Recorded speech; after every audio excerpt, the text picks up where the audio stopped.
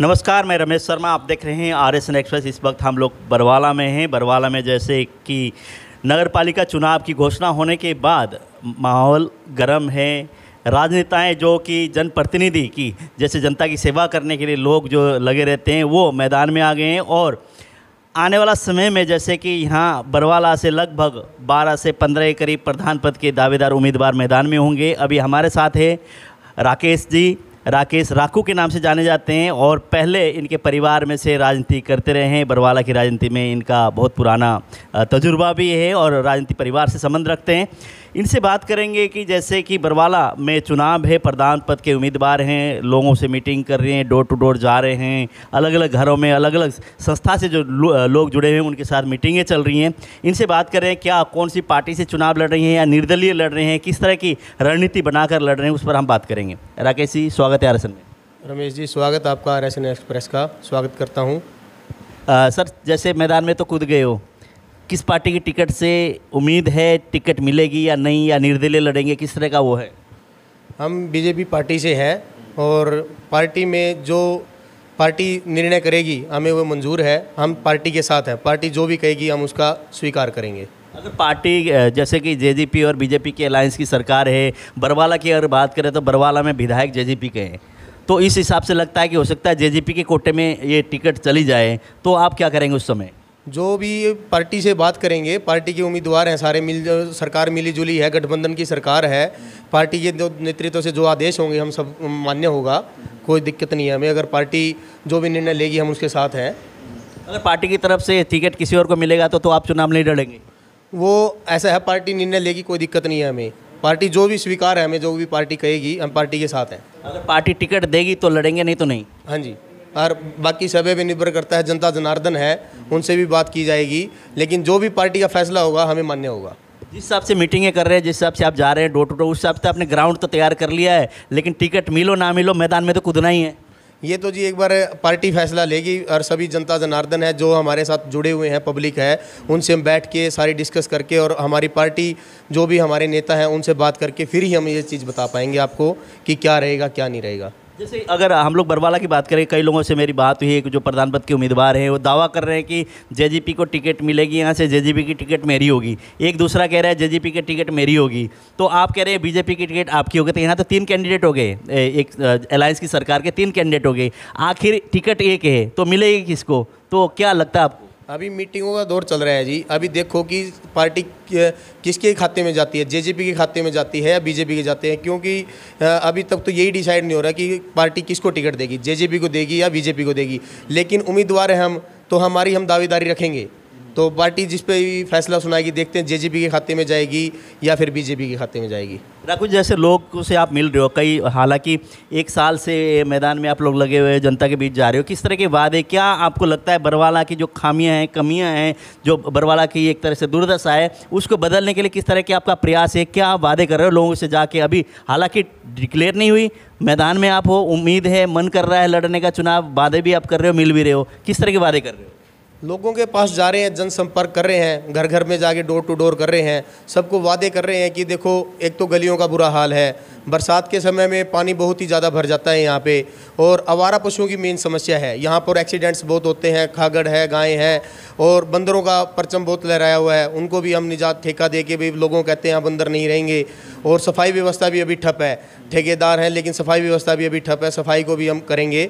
और सीवरेज व्यवस्था के लिए भी हम, देखो सीवरेज व्यवस्था है पब्लिक हेल्थ का, लेकिन जो नुमाइंदा होता है, सरकार चुनती है, जनता चुनती है, तो वो अपनी परेशानियां रखता है, मतलब सरकार के सामने कि बरवाला में ये समस्या, उसके लिए हम पब्लिक हेल्थ के लिए हम लोगों को कहते हैं कि हम जाएंगे, वाटर सप्लाई की जहाँ कमी है, सड़कें जहाँ कच्ची है हम उनको पक्का करवाएंगे, और जहाँ पर CCTV कैमरेज हैं, जहाँ पर लगता है कि शहर में बहुत ज़्यादा चोरी की वारदात हो रही है, गुंडागर्दी हो रही है, उसके लिए हम CCTV कैमरे कमेटी की तरफ से लगवाएंगे।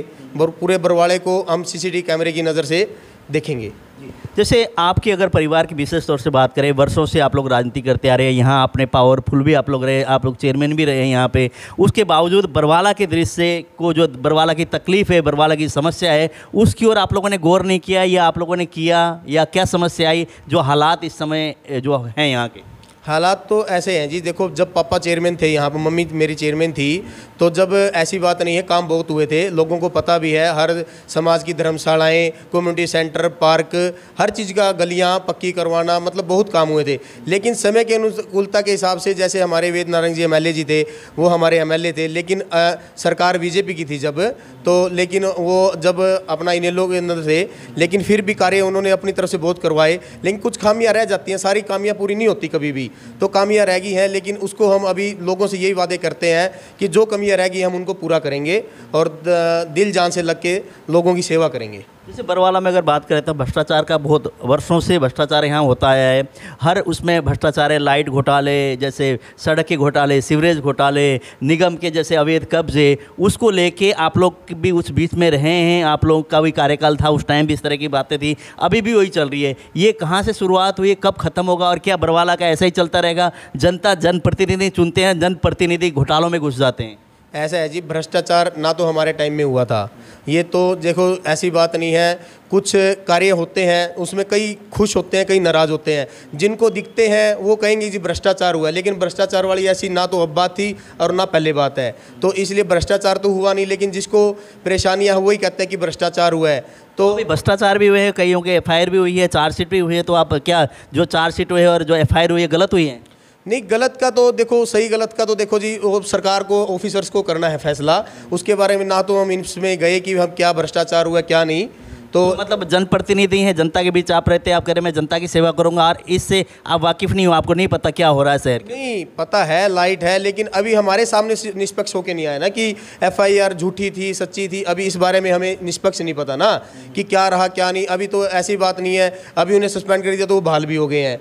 ऐसा था तो देखो, अगर घोटाला था या कुछ था तो अभी जब भी बहाल भी हो गए हैं। तो लोगों ने दिलचस्पी नहीं ली कि क्या मामला है, आप यहाँ के जनप्रतिनिधि करते आए हैं, बरसों से आप बरवाला में रह रहे हैं, आपकी मदर यहाँ से चेयरमैन रही, आप लोगों की भी जिम्मेदारी बनती है, अगर ऐसे मुद्दे उठ के आ रहे हैं, ऐसी खबरें आ रही हैं, तो उसमें आप लोगों के भी जो जेन्युइन सही जो चीज़ें, उसमें आपको सपोर्ट करना चाहिए, अगर घोटाले हो रहे हैं उसके खिलाफ आवाज़ उठानी चाहिए।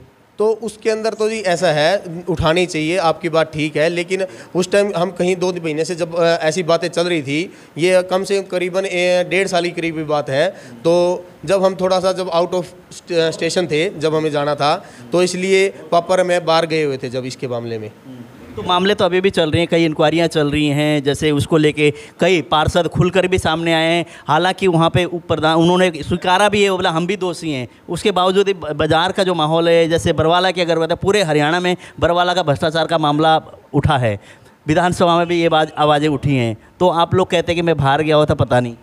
ऐसा है जी, भ्रष्टाचार देखो जी, हमारे जे विधायक जी हैं जोगी राम जी, वो लगे हुए हैं, देखो उनको पता है, वो हमारे सीनियर हैं, सुन लो मेरी बात, तो इसलिए इस बारे में मेरे को इतना नॉलेज नहीं है, तो इसलिए आप मतलब कहने चाहो भ्रष्टाचार के मामले में कुछ नहीं कह पाऊंगा। नगर पालिका की ज़मीन है, फिलहाल अगर दुकानों की बात करें, वहाँ पे कई दुकानें कब्जे की हैं, नगर पालिका की ज़मीनें कोई भी कब्जा कर लेता है, जोड़ हैं, जैसे शहर के अंदर गंदगी है, उसको संभालता कोई नहीं है, तो आप युवा हैं, राजनीतिक परिवार से आप संबंध रखते हैं, तो आपकी विचार, आपकी सोच किस तरह की, क्या भ्रष्टाचार को ख़त्म करने में आप आगे बढ़ेंगे या चलने देंगे, आंख मीच के निकल जाएंगे पतली गली से? ऐसा है जी, भ्रष्टाचार नहीं कह सकते हम इनको, ठीक है आपकी बात ठीक है कि जोड़ के अंदर मिट्टी कूड़ा डाल दिया, हम उसको रोकेंगे, हम इसीलिए तो लोगों ने जाकर कहते भी हम सफाई कराएंगे, जोड़ों की सफाई व्यवस्था ठीक कराएंगे, हम इस चीज़ को भ्रष्टाचार के रूप नहीं दे सकते। अपने नज़रिया होता है किसी का, लोग कोई इसको भ्रष्टाचार कह सकता है, मैं इसको भ्रष्टाचार नहीं कहूँगा, मतलब कि लोगों ने ठीक है गंदगी डाल गई, हम सफाई, अगर सरकार हमें चुनती है, जनता हमें चुनती है, तो हम सफाई कराएंगे जोड़ों की, हम उसको बल्कि सफाई करवा के प्रिपरेशन पार्क बनवाना और उसको अच्छे से सफाई। उसको क्या कहते हैं, एक सड़क बन गई, रात को सड़क बन गई, अगले दिन वो उखाड़ रहे हैं, लोग कह रहे हैं हाथ से उंगली से निकाल के दिखा रहे हैं कि ये देखिए मलबा मैटर, वो माल जो लगा रखा है किस तरह का माल है, उसको वो भ्रष्टाचार है या कि ठेकेदार की वो है अपने मनमर्जी से कार्य कर? ये तो जी ठेकेदार की मनमर्जी है, इसमें हम भ्रष्टाचार नहीं कह सकते, ये तो हमें पब्लिक को भी जागरूक होना पड़ेगा, क्योंकि सड़क हमारी बनती है तो हम पास खड़े होते हैं, तो पब्लिक पास खड़ी होती है, तो उनको भी देखना चाहिए कि हमारा, अगर उनको लगता है कि हमारी दिक्कत है, सामग्री गलत तरीके से लग रही है, अच्छी क्वालिटी की लग रही, तो वो दरखास्त दें कमेटी के अंदर, सचिव नगर पालिका है, जेई है, एमई है, प्रधान है, उनको कहे कि देखो सामग्री है, ठेकेदारों को भी इसका स्टे लिया जाए, उस पर रोक दिया जाए कार्य, तो वो पब्लिक के हाथ में भी होता है जी सब कुछ, ऐसी बात नहीं है कि ठेकेदार मनमर्जी करेगा, नहीं, पब्लिक भी सब कुछ है, पब्लिक जैसे कई वार्ड हैं, 10 नंबर है, 11 नंबर है, इस टाइप के जो उस साइड बस स्टैंड के इलाके में, वहाँ पे बहुत गंदगी है, बहुत समस्या है, सीवरेज की व्यवस्था नहीं है, सड़क टूटी हुई है, सीवर के ढक्कन नहीं है, वो समस्या है। तो जब जनप्रतिनिधि जब लोगों के दरवाजे में जाते हैं, पैर भी छूते हैं, वादे भी करते हैं, घर आके आपका काम करेंगे, जो 24 घंटे आपके लिए हाजिर रहेंगे, आपकी कोई छोटी मोटी समस्या का हम खुद स्वयं हल करेंगे, तो उस टाइम जीतने के बाद उनका अता पता नहीं होता, क्या कारण? नहीं, अता पता तो होता ही है जी। देखो वो तो सरकार पहले, ये तो पहली बार डायरेक्ट सीधे चुनाव हुए हैं। हम पहले तो एमसीओ के थ्रू होते थे, तो एमसीआं देखते थे उसमें, तो वो तो एमसी को देखना है जी कितना किसका काम कितना हुआ है किसना नहीं। लेकिन ये तो सीधे चुनाव पहली बार हो रहे हैं सरकार बीजेपी की तरफ से। तो अब हम जो वादे कर रहे हैं, मैं तो जनता से यही कहूँगा, अगर जो आपका बेटा भाई जो वादे करके जा रहा है राकेश गर्ग, उसको पूरा करूँगा दिल और जान से। जो अभी सुनने में ये भी आ रहा है मार्केट में, जैसे कल मार्केट में बैठा था, लोग ये कह रहे हैं प्रधान पद के बहुत सारे अभी तक तो 4-5 चेहरे सामने आए हैं, लेकिन जो ठेकेदार है और जो काम करने वाले लोग अभी से लोगों ने ना साठ काट करनी शुरू कर दी है, ताकि वो बंदा जीतेगा तो हमें ठेके मिलेंगे, हम नोट छापेंगे और माला माल हो जाएंगे। मेरे साथ अभी ऐसा कुछ नहीं है जी। देखो लोगों की अलग अलग अपनी अपनी नीतियाँ होती हैं, अपने अपने विचार होते हैं, लेकिन मेरा ऐसा अभी तक कोई विचार नहीं है कि साठ गांठ हो गई है। अभी तो अभी पहले जनता हमें चुनेगी। विचार नहीं है तो मन है आपका मतलब? नहीं, मन भी नहीं है। एक बार ऐसा है, देखो ठेकेदार तो जी ऑनलाइन प्रक्रिया है आजकल। ऐसा कुछ नहीं है कि मैं तेरे को ठेका दूंगा तो ये है, नहीं, आजकल सब ऑनलाइन प्रक्रिया है बीजेपी सरकार में। जो भी जिसके भी टेंडर छूटेगा उसको सरकार देगी, ये तो राइट है जी। इसमें हमारे वादे करने से क्या जी आपको काम दूंगा या और दूंगा, वो तो ऑनलाइन प्रक्रिया है। अगर बरवाला शहर में फ़िलहाल विकास हो रहे हैं, आप देख रहे हैं कि आप जाते हैं तो कई बार आप तस्वीर देखेंगे, बसें गड्ढे में पड़ी हुई हैं, आमने सामने दुकानों में क्यों सड़क ऊंची हो गई है, पानी जो भरता था बीच में रहता था वो दुकानों में जाने लग गया है, किश्तियाँ यहाँ नाव चलने शुरू हो गए हैं। तो क्या लगता है क्या होने वाला है आने वाले समय में, यहाँ क्या बीच बनने वाली है? नहीं, ऐसा कुछ नहीं है जी, आने वाले में बीच बनने वाली है। अभी काम चला हुआ है, तो अभी काम चल रहा है, अभी प्रक्रिया में है, तो अभी काम पूरा होने दो, उसके बाद पता चलेगा कि क्या सिचुएशन है शहर की। अभी तक तो एक बार काम अधूरा चला हुआ है। अभी सीवरेज लाइन डली है, तो बारिश आई है, उससे मिट्टी बैठ गई है, तो उससे गाड़ियाँ भी देखो धंसेंगी।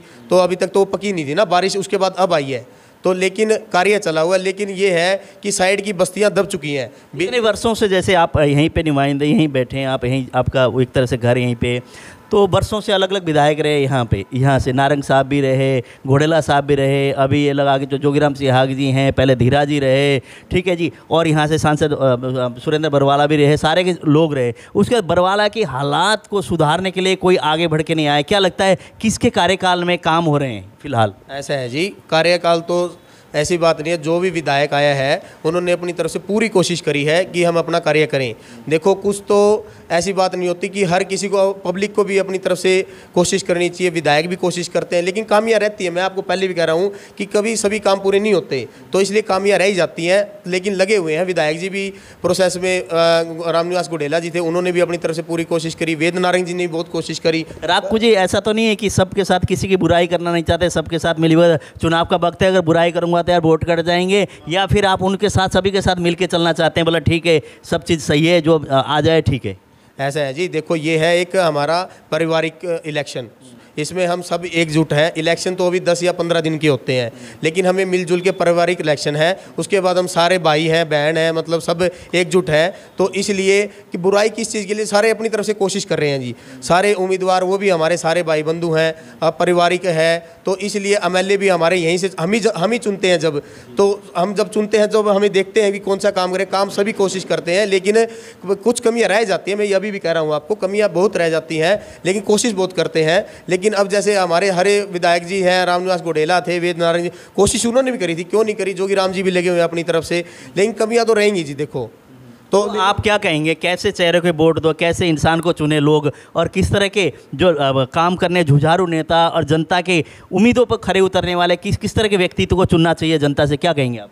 मैं तो बरवाड़ा की जनता से यही अपील करूंगा कि आपका राकेश गर्ग राकू छोटा भाई बेटा आपसे यही अपील करता है कि झूठे वादों से बचें, अपने पराई की पहचान करें, और जो मैं कहूँगा वो करके दिखाऊंगा। मैं तो आपको यही कहता हूँ, जो मैं आपसे वादे कर रहा हूँ, डोर टू डोर जो अभियान चला रखा है मैंने, उस पर जो मैंने कहा है वो खरा उतरूँगा मैं। आप लोगों के मतलब जो झूठे वादे उस पर बातें ना जा करके आप विश्वास करें आपके छोटे भाई बेटे राकेश गर्ग राकू पे। तो मैं बस आप जनता से यही अपील करता हूँ, ये भाईचारे का इलेक्शन है, एकजुट होकर इलेक्शन लड़ना, अपने भाईचारा खराब ना करें, संयम से इलेक्शन लड़ें। लोगों के ये भी आरोप लगते रहते हैं आप लोगों के, आपके 3 पीढ़ियों से, कई खानदान से आपकी राजनीति कर रहे हैं, आप लोग की एक तरह परिवारवाद की राजनीति बरवाला में चल रही है। अभी पहले माँ थे, फिर वो थे, अब बेटे मैदान में उतार दिए। इस तरह के आरोप भी आपके परिवार के ऊपर लगते रहते हैं कि राजनीतिक परिवार से जुड़े हुए हैं और किसी और को चुनना नहीं देना चाहते, खुद यहाँ की जो राजनीति करना चाहते हैं एक दबदबा के।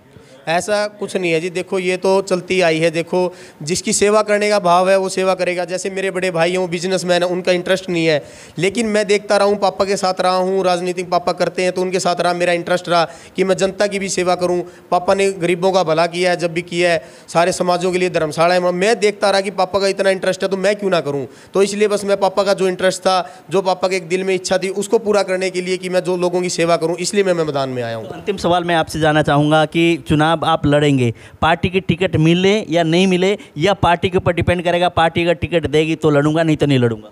ऐसा है जी, पार्टी अभी हमारी बीजेपी है। अभी तक कंफर्म नहीं हो रहा कि बीजेपी को मिलेगी या जेजेपी को, लेकिन जैसा पार्टी हमें आदेश देगी हम पार्टी के साथ हैं। दिल क्या कहता है? दिल तो चुनाव लड़ने का कहता है, जब भी हमने दावेदारी ठोकर की है जी।